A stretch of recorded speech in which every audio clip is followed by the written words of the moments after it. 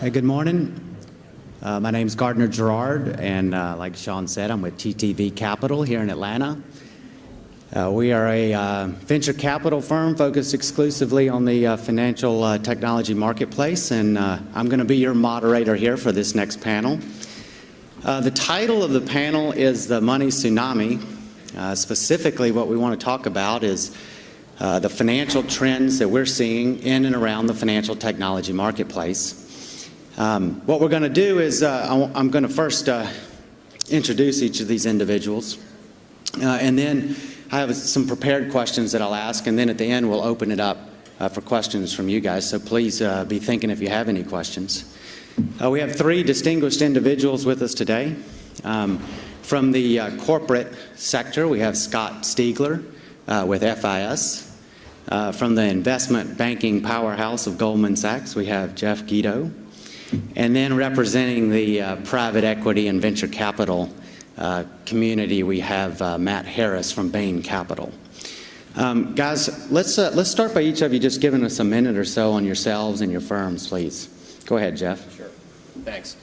Jeff Gido from Goldman Sachs. You can tell I'm the requisite banker on the panel given my tie, and apologize for bringing the cold weather in from New York, but appreciate TAG having us down here. I've been at Goldman Sachs since 2000 and spent most of my career working with financial technology institutions, either on M&A transactions or capital raising transactions. And because of that, I actually spend a lot of time in Atlanta. So in the past, we've worked with companies like TSYS, Global Payments, FleetCor, First Data, CheckFree, John Harlan. So it's really a home away from home for me. In fact, we had our third annual FinTech conference in September up in New York, and we kept on joking after every panel and every speaker that it was really should have been rebranded Atlanta North, because again, Atlanta is such a hub of payments activity, and someone threw out the stat that 60 to 70% of all payments volume runs through Atlanta. So it's great to be down here and looking forward to sharing our experiences about what is a hot space right now in FinTech. So I'm Scott Stiegler with FIS out of Jacksonville, Florida. My primary role with FIS is mergers and acquisitions. Also get involved in some venture capital investments that we've begun to make as a company. I was an investment banker like Jeff for about a dozen years before taking on this role with FIS. I've been in this role for 3 years. As most of you probably know, FIS is the number one fintech provider in the world per the Fintech 100 that just got released. We serve about 14,000 financial institutions around the world. We're in over 100 countries, large publicly traded company, about $6 billion in revenue, $1.5 billion of EBITDA, and excited to be here. I'm Matt Harris. I'm a managing director at Bain Capital Ventures. Bain Capital, you may have heard of, because once in a while one of us runs for president. Big, diversified. Actually, we're going to stop doing that. So, but we're a big, diversified investment management firm focused on all the alternative asset classes. So, private equity is what we're known for, but we also have a big hedge fund, credit fund, everything you could imagine, including a venture fund, which is the part that I work in. I run the New York office and focus on fintech. We have our latest fund's about $700 million. So we do everything from early stage investing, $2 or $3 million investments, straight through to $50 or $60 million investments. And within financial services, we break it up into payments, lending, investing, and insurance, which is about 25% of the U.S. GDP. So we're not too laser focused. We think there's a lot of water to cover there. In fact, we have 3 of the managing directors in the firm have a specialty in financial services. It's a big part of what we do. So excited to be here, and I agree, Atlanta is where it's at in terms of payments. So fun to be here. Thank you. All right, thank you. Let's jump right in, guys. So where's the money flowing right now in the fintech space? Anybody? Just because I was just talking, I'll continue. I think most of the news and a fair amount of the financial, in the venture space, financial flows are in the merchant payments ecosystem.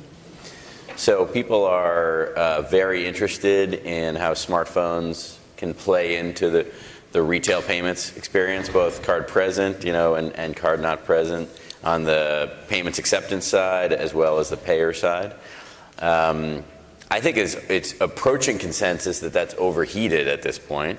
But that's probably a consensus of a couple years late from when reality hit that it was overheated. It's probably drawn about $1 billion of venture capital in the past 2.5 years, just all around this theme of changes in the way people are going to pay for things.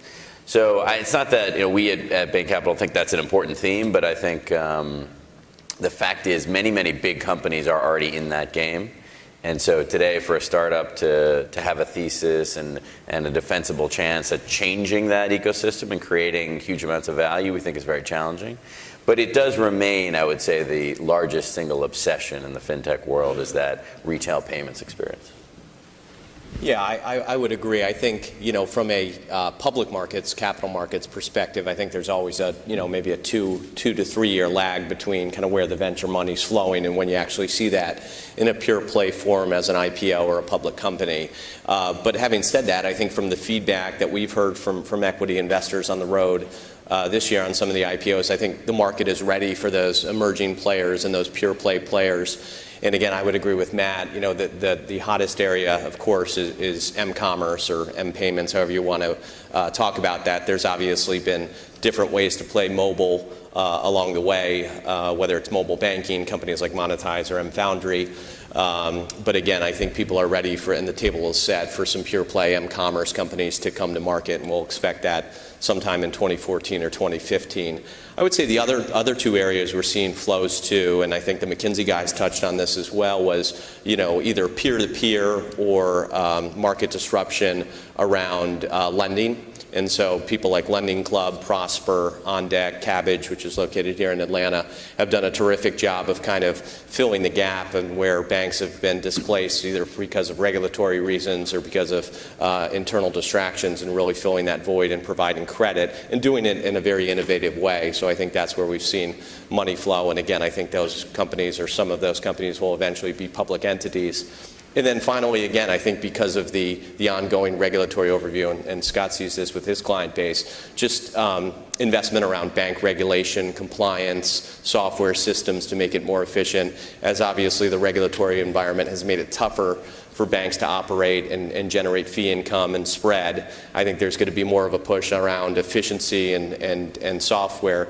as well as just compliance with a host of new Dodd-Frank regulations and otherwise, and we see money flowing there as well. Yeah, I would agree with Jeff and Matt. The four areas that we're focused on at FIS, and I think three of the four have been mentioned already, is mobile, and that's evidenced by our acquisition earlier this year of M-Foundry, and just that changing ecosystem around mobile payments, mobile banking, all that is of high interest to us, and I think the market in general. The fraud, risk, and compliance area is another one where we're seeing a lot of interest from our clients. One of the biggest issues that our clients as financial institutions are facing is the increasing regulatory burden on their business. And anything we can do to help kill that pain for them is very valuable and is a hot area for sure.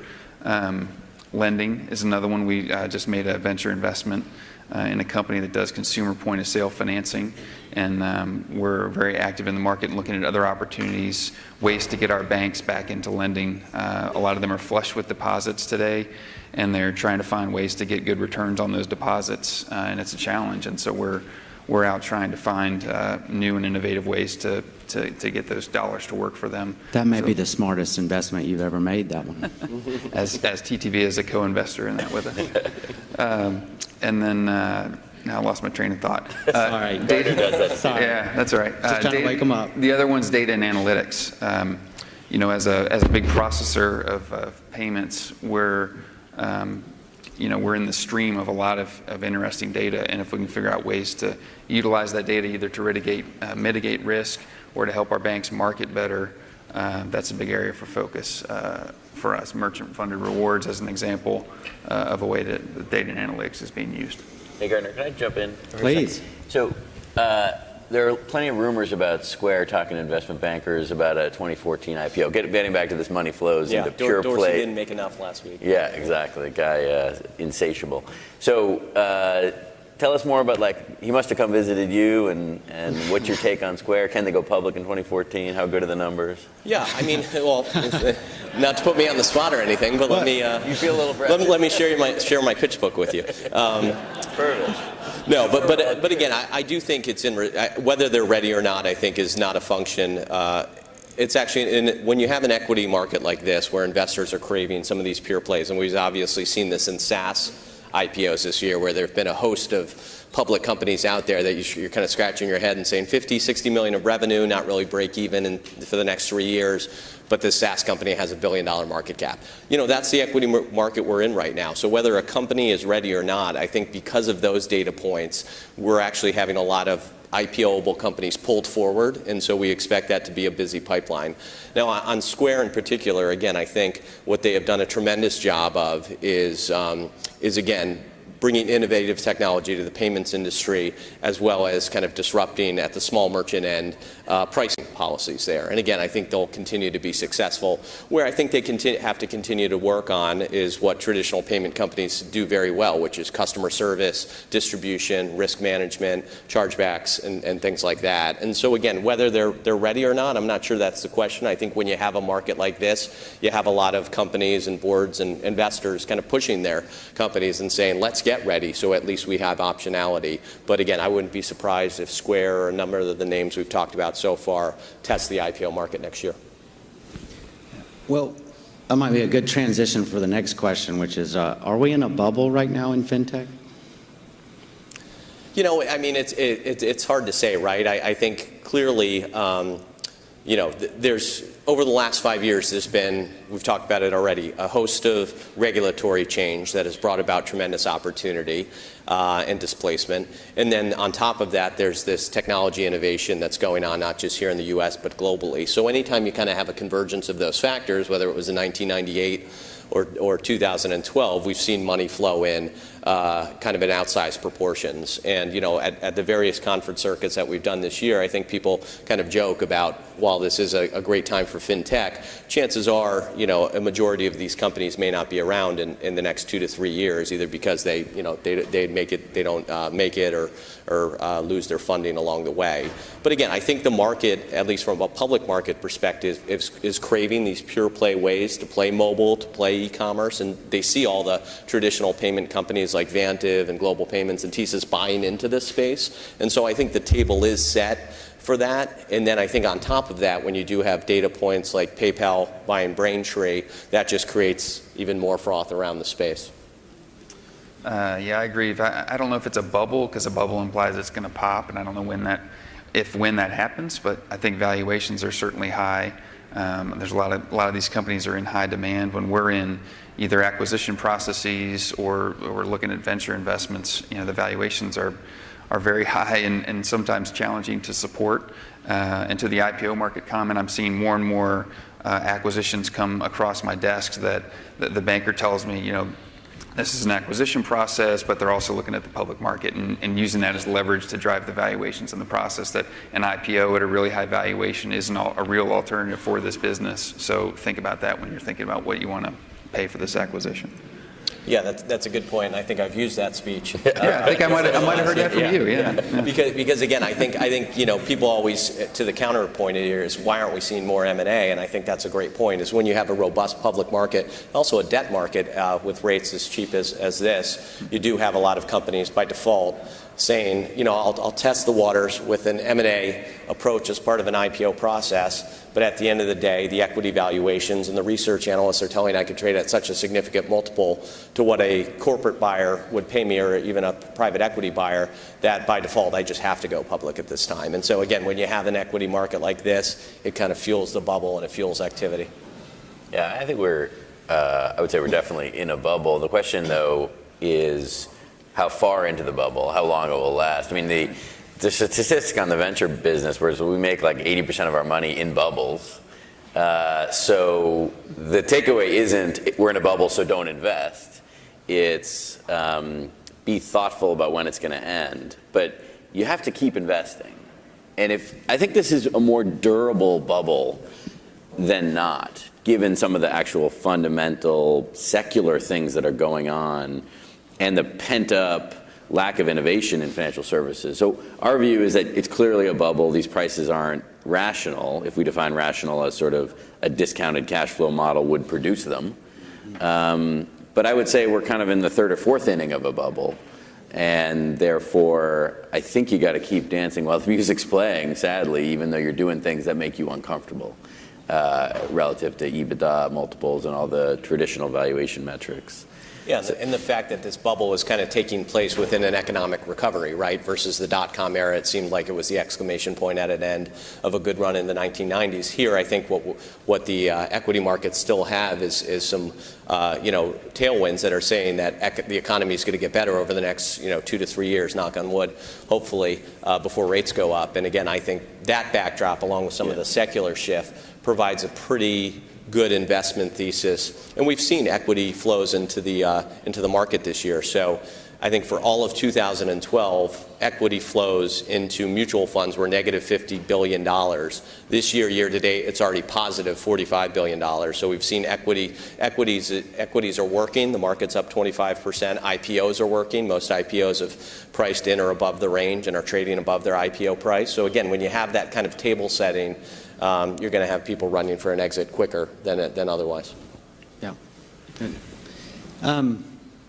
Hey, Matt. So, Matt, specifically, what do you think the role of and of course you other Scott and Jeff, please chime in if you want afterwards. But what do you think the role is of private equity and innovation in the fintech space right now? Well, I think the private equity has a lot of components to it. Basically, a sort of spectrum based on stage. With the later stage being, buyouts of profitable companies. And, private equity has been very active. Private equity, as defined as late stage, has been very active in payments. These, particularly the merchant acquiring segment, are perceived to have very durable cash flows. And so you can put debt on them and you can buy and sell them. It feels like almost all of them have been bought and sold now enough that I think that activity is tapering a bit. We are sort of partners on the private equity side have been less active in the past 2 years in payments than they had been in the prior 8. We ended up buying WorldPay as an example, which we're excited about, but we don't see as many opportunities in the late stage side, partly because of pricing, and then also partly because when you have a period of disruption like this, the cash flows that you thought were so steady end up being a bit less steady. And there's nothing scarier for a debt-laden company than question marks around how the quarter's going to look, how the year's going to look, how their ability to repay is going to trend in the future. So I would say the locus of activity within the broad spectrum of private equity has shifted to the venture capital side of things, where myself and the other early stage folks have been much more active in the past 2 years than the later stage folks. So we have an important role to play. I mean, financial services companies are expensive to build. There's a big hole they dig from a cash flow perspective, building out the infrastructure to serve their clients in a heavily regulated space, in particular in payments and lending, but frankly across capital markets and insurance as well. So you really can't easily bootstrap an important payments company.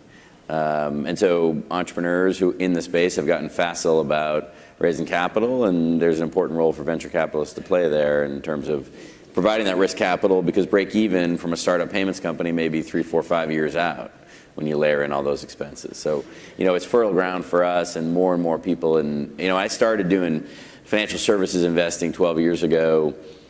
Fewer than 2% of the industry was in financial services. Fewer than 10% of every venture firm in the country had ever done a financial services deal. That 2% is up to 8%, and that 10% is up to 40% now. So it's much more of a mainstream activity for venture capitalists, which I think is healthy. Great.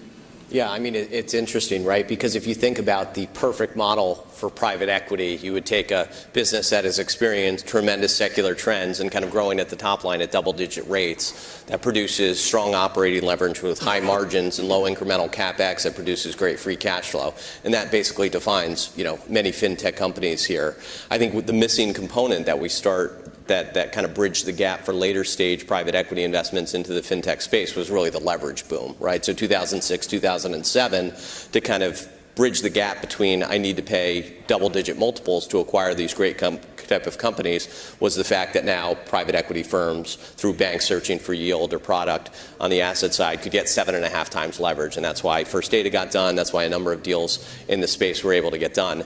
That phenomenon continues today. And so, again, banks are still stretching for yield and assets to put to work, as Scott talked about, with the robust deposit base. And so, again, we continue to see private equity as a major force in this industry in general. I think, to Matt's point, some of the more traditional industries, I think where they've played are less of focus currently, even though I do think there's a consolidation wave that needs to occur in some of those traditional spaces here in the U.S. I do think where we see them spending more time is, one, international themes. So some of the big global funds saying, hey, Europe looks like the U.S. was 10 or 15 years ago. How can I kind of stir the pot over there and create some interesting opportunities over there for myself? Second is bank carve-outs. So if you look at whether it's Vantiv, WorldPay, Evertec, those have always been successful investments for private equity. So again, looking on a global basis for opportunities where private equity can play that role and create capital for banks. And then finally, as Matt said, we do see some of the private equity firms playing down in size and stage to get some opportunity and investment in some of the emerging spaces that we talked about. Yeah, I think there's definitely a role for venture capital and fintech for sure. When I think about the market, it's really become very barbelled in my mind. There's companies like ours at FIS, there's Fiserv, Jack Henry, there's First Data, Global Payments, TSYS. There's these behemoths that have rolled up a lot of the industry, and then there's a lot of this very disruptive, small, high-growth, innovative venture-type business. All the stuff in the middle, for the most part, has been rolled up by the larger guys. And one of the reasons we've gotten into corporate venture capital is because we see that opportunity to help on the venture side of this ecosystem. As a big company, we spend $325 million, I think we'll spend this year in capital expenditure. The vast majority of that, though, is to just maintain what we have. We're not very good at innovating. We're just too big, and it's hard to create that innovative culture in a big corporation.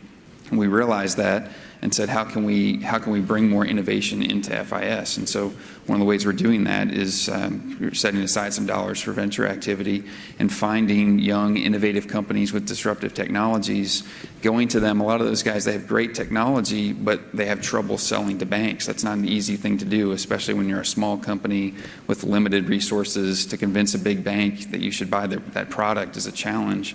And so if we can partner with them and have a commercial relationship where our 700-plus salespeople who do nothing but call on banks all day and have established relationships and have the credibility of an FIS behind it, if we can help distribute those products for them, it's a win-win for everybody. They get the capital they need to grow, they get a distribution channel, and that's kind of the impetus for why we're doing what we're doing. Scott, you just touched on this a little bit, but can we talk about corporate development trends and specifically maybe the pros and cons of kind of in-house innovation versus leveraged acquisitions for companies? Yeah, well, again, we find it's challenging for a company our size to be innovative on our own, and we rely heavily on tuck-in acquisitions and venture investments to help fuel that because it is a challenge.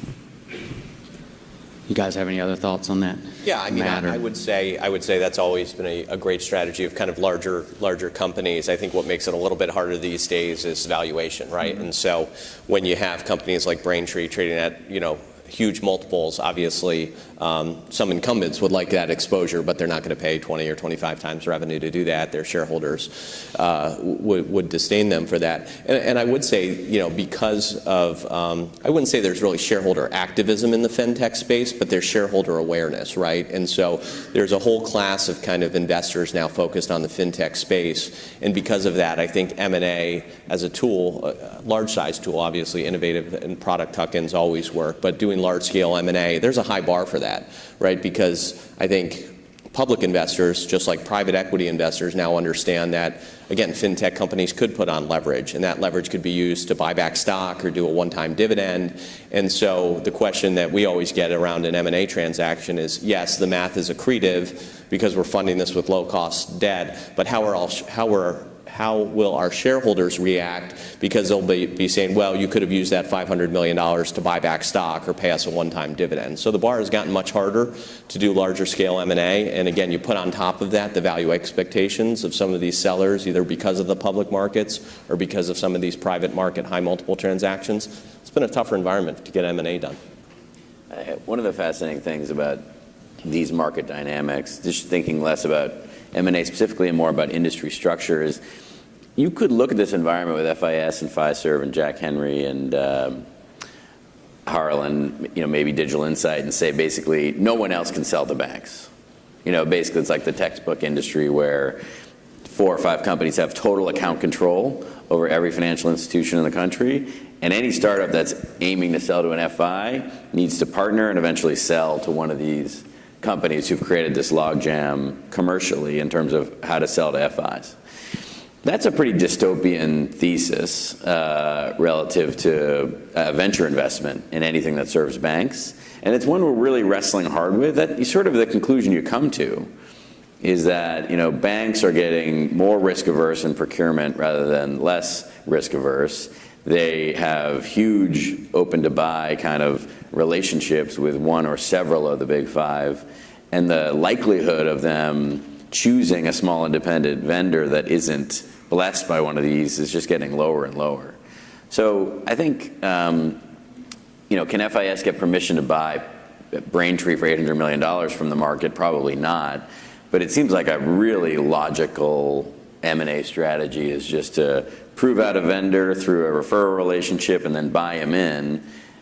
Young companies reasonably happy. You're never going to overpay, but the synergies are really obvious on the face of it. So I think it's not a very exciting future for that segment of fintech, sort of bank vendor fintech, but it seems like probably more likely than not. The counterfactual would be if banks started to get more aggressive about combating this lock-in phenomena and seeking out innovation on their own and being more aggressive about procurement. I don't see that happening, though it would be really interesting if they did. What's your take on that? I mean, do you guys feel you basically take for granted that you're competing with the other big 5, or do you see any ways in which the logjam is breaking up? No, I mean, I agree with a lot of what you're saying. I mean, that's what we perceive as one of our primary values to a small company is that distribution and ability to sell to banks. The hurdle to be a vendor to a bank is just significantly higher than it used to be with all the regulation and just focus on risk and compliance on the bank side. So I do think that's an issue.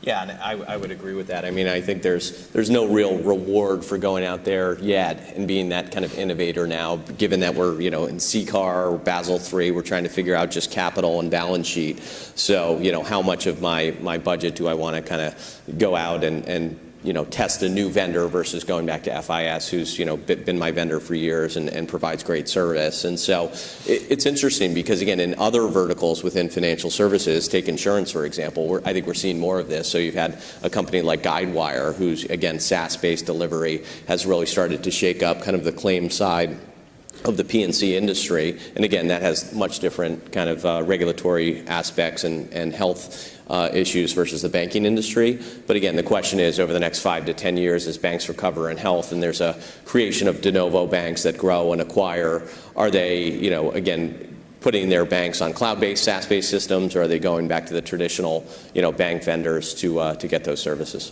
I mean, I think sorry to obsess about this theme, but our general view is that fintech you can kind of loosely define into companies that sell to FIs and companies that sort of compete with FIs or look to take functions that have historically been provided by FIs and carve them out. And if you think about the merchant acquiring business, so much of Atlanta's payments economy, these were mostly owned by banks at one point.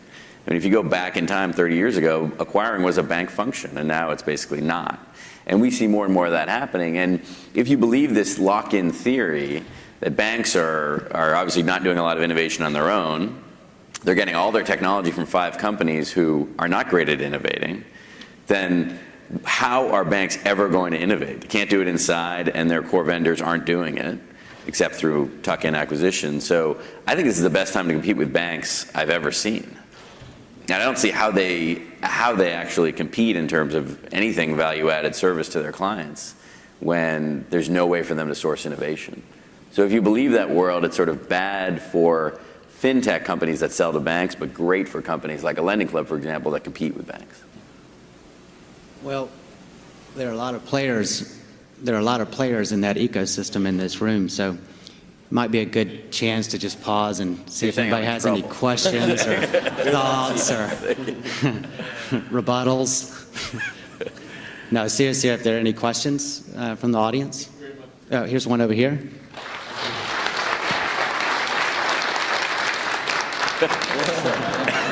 Wow. Great question.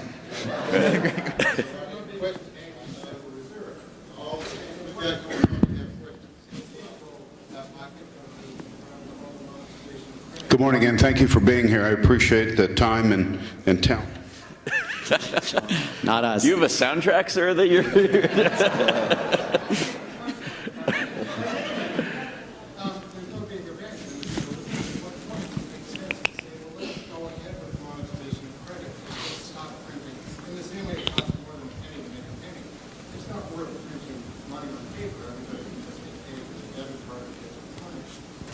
How does that impact certainly the banks? Because I don't need a bank anymore, from my perspective. And what does it do to the credit card, debit card purchasing industry? Target just doesn't take money. Or is that a law that we still have? Yeah, obviously... Hey, Jeff, do you mind just, Yeah. I guess maybe repeat just a little bit the question? Yeah, I think the question was basically, if the Fed were to stop kind of printing money and using cash currency and kind of force the economy like it's done in other sectors to go strictly to electronic payments, what does that do to banks, the role of banks in the economy? I do think, and again, I kind of have a background in serving banks, and I worked at the Fed for a while. I do think what banks provide for the Fed is that kind of oversight as far as where the money flows are going. So I'm sure, again, at some point we'll talk about Bitcoin here. But I do think the overall thought that somehow the Fed is going to let huge volumes of transaction and payment activity happen outside the regulatory system where they can't monitor money laundering, know your customer, things like that they've gotten comfortable with, I think is probably not going to happen in the short term. So I do think one of the tenets that people kind of push back against kind of new innovation, whether it's in payments or in the banking industry, is that our current system works. It's customer friendly, people are used to it, and most importantly, it's kind of blessed by the Fed and approved by the Fed. And so, as we've seen in other times in other markets, but now currently, the Fed has a real high bar, whether it's in banking or payments landscape, for making something acceptable. And so at the end of the day, for better or for worse, they're going to be the final judgment on whether some of these alternative payment schemes work or not. Anybody else? I'll ask a quick question. Matt, I'm curious, this panel was about where money is eventually flowing. What have you guys seen, and Scott and Jeff, you guys can answer it too, as the economy has recovered, which of your portfolio investments have really started to take off because of that, and what is still a space that you all see as lagging? I'd say the booming economy has probably had the most positive impact on the alternative credit space. Lending Club, which I mentioned, we're not investors in. On Deck, we were the first investors in. I'm still on the board there. They lend money to small businesses, or similar to, as mentioned, to a local company, Cabbage. And basically a lot of these companies were born in and around the financial crisis. People highlight the fact that they've benefited from banks retreating, but the other thing they benefited from was an unbelievable credit environment where people are not defaulting. So I think I worry about that as a bit of a false positive for alternative lenders who, we know through On Deck and we know through our intelligence in the market that everyone's got really good credit performance. But disentangling that from the fact that the economy's been incredibly robust is really hard. In the case of On Deck, we were lending in 07, 08, 09, so we have some perspective, but you're going to see an IPO of Lending Club next year that'll be valuing the company at $4 to $6 billion. And I think that we've had this unique environment where everyone's been chasing yield. There's been no credit losses, and the banks are just now beginning to recover. And that's sort of a unbelievable crescendo of positive facts for an alternative lender in these past 5 years, and unlikely to continue, I would say, or at least as strong as they've been. So I think alternative credit is about to have its moment in the sun, but we worry a little bit about the underlying dynamics next 5 years versus last 5. I think the sector that's probably not gotten the attention it deserves is B2B payments. There's a great company in Atlanta called Paymetric, which should be better known than it is. Recently had a financing. We have a company called Bill Trust on the accounts receivable side that's growing very quickly. Basically, consumer payments, there aren't a lot of problems to solve in consumer payments. There may be an opportunity to help people pay with their smartphones, but that's not a problem. That's like a novelty item. But in B2B payments, you have like massive paper check penetration still. It's like 60%, and it costs $20 to execute a transaction between AR and AP. And so that's a big opportunity. These aren't quite as glamorous as Square or what have you, these companies, but we think that's a really interesting theme for the next 5 or 10 years. Yeah, we would agree. I think on the B2B points, we saw this kind of influx of prepaid companies and B2C companies come out in 2010 and been very highly successful at gaining share and gaining space on retailer shelf. I do think, the big change over the last 3 years has been the development of the CFPB, right? And so the fact that now we have a consumer watchdog and how they'll react to prepaid cards, lending companies, all this stuff, kind of puts that question in investors' mind as far as, if they act, could they, overnight put this industry out of business? And obviously the Fed has a vested interest in running those payments through banking systems as well. So there's a lot of regulatory buzz around B2C consumer payments now. And so I would agree with Matt, kind of the whole B2B space is really fertile ground. And you've seen that. If you see, pure B2B public companies like FleetCor and WEX, they trade at phenomenal multiples, and actually distinguished multiple versus some of the pure consumer companies. Yeah, I would just agree with what Matt said. He said it perfectly. I think the money's been flowing into lending, alternative credit stuff. I would say loyalty maybe as well. There's been a lot of money around merchant-funded rewards and loyalty type schemes. And then I agree that small business payments or business to business is it's a hot area, but you haven't seen as much money flowing yet. I did notice Bill.com just did a round, but yeah, it's one of the first ones I've seen in a while in that space. I think there'll be a bunch more in the next 18 months. Yeah. Questions, audience? Here we go.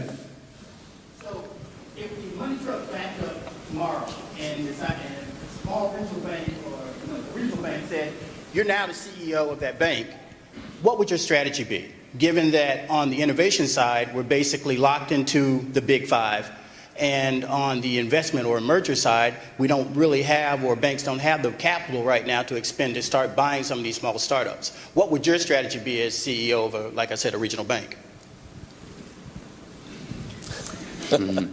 Buy more from FIS. Yeah. That's a great strategy.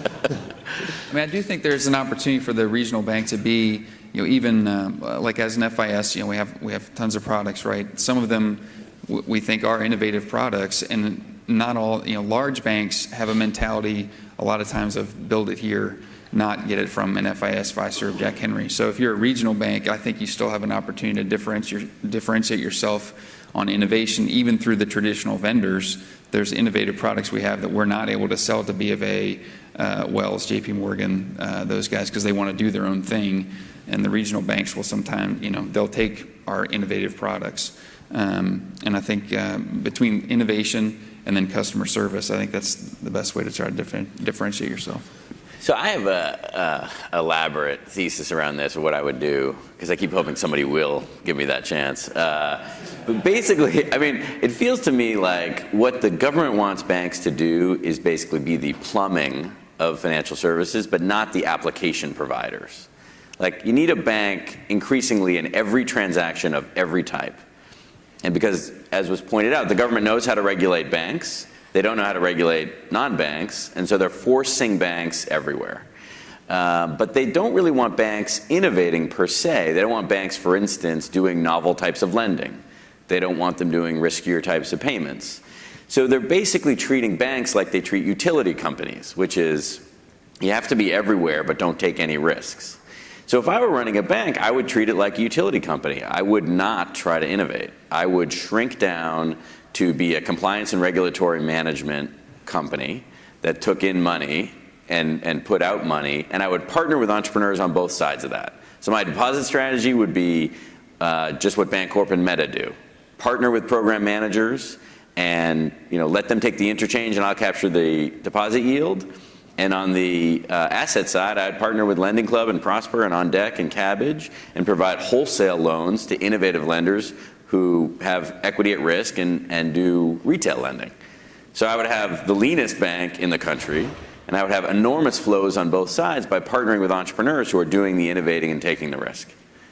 So I think this concept of wholesale banking it's what the government wants these banks to be doing. Many of them are struggling with it, fighting against it, still trying to pretend they can build applications when they can't effectively. And I think that one of the best performing banks in the country from a stock price perspective has been Bancorp. They partner with program managers and grow much more quickly than any other bank. So that'd be my play.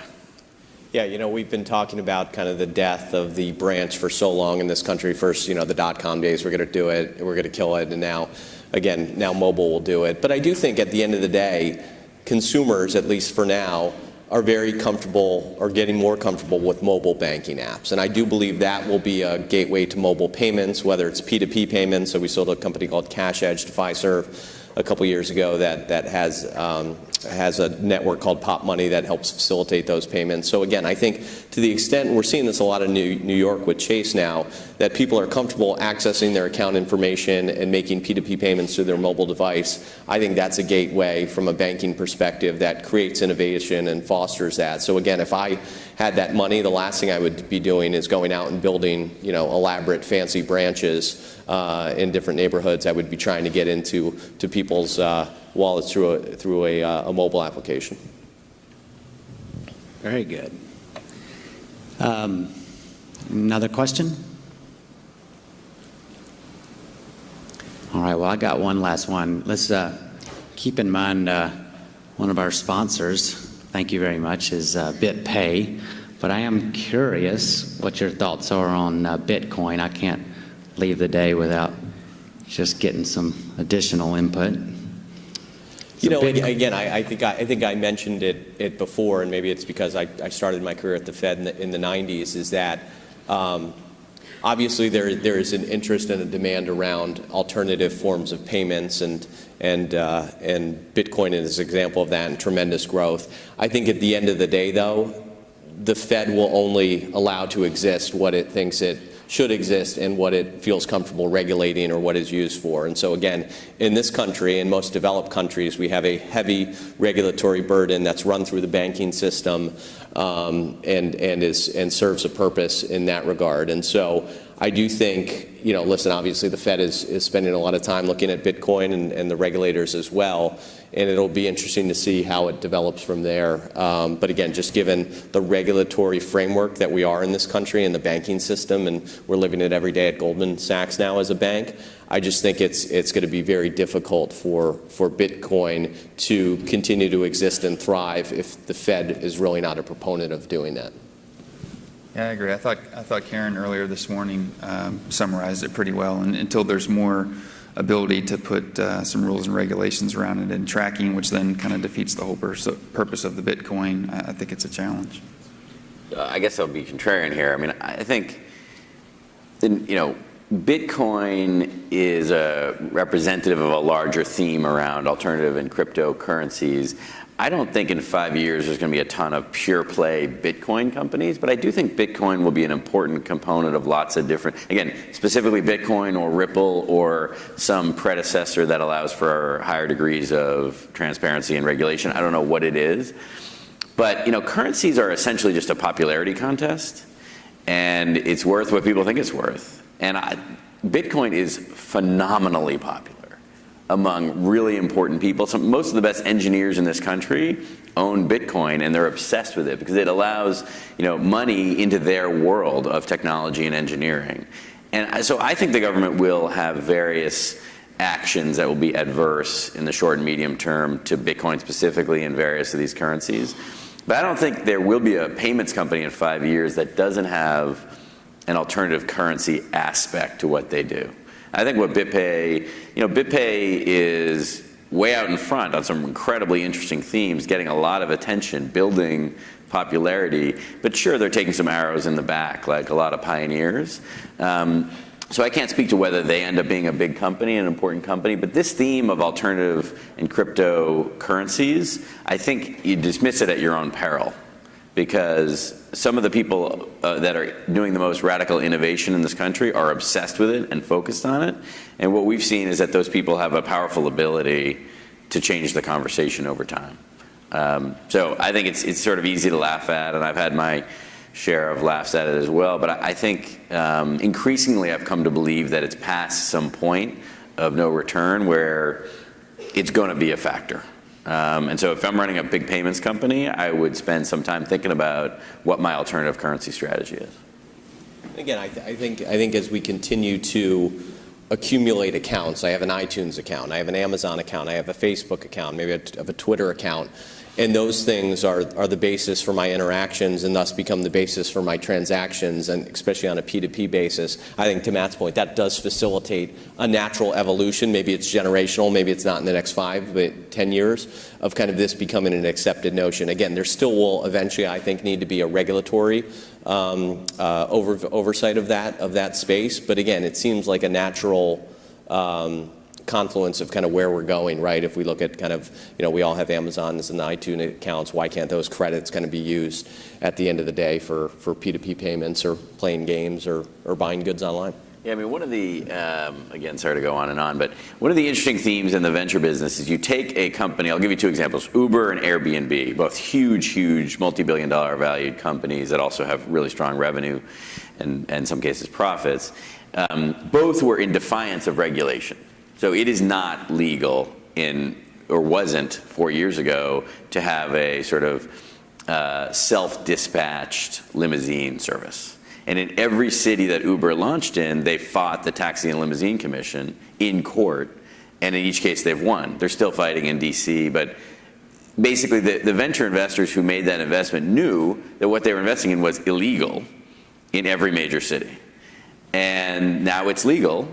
And because they had that courage, they have a stake in a very important company. It's also, in most leases, basically every lease, you're not allowed to run a little hotel in your apartment, turns out. So Airbnb, similarly, is not legal by contract law and in some cases by regulation in almost every city. And yet, they just won this major landmark victory in New York City where the judge basically said, you know what, people want to do this and they're going to be able to do it. Because like 60,000 New Yorkers wrote in amicus letters to the court saying, this is crazy, let us do this.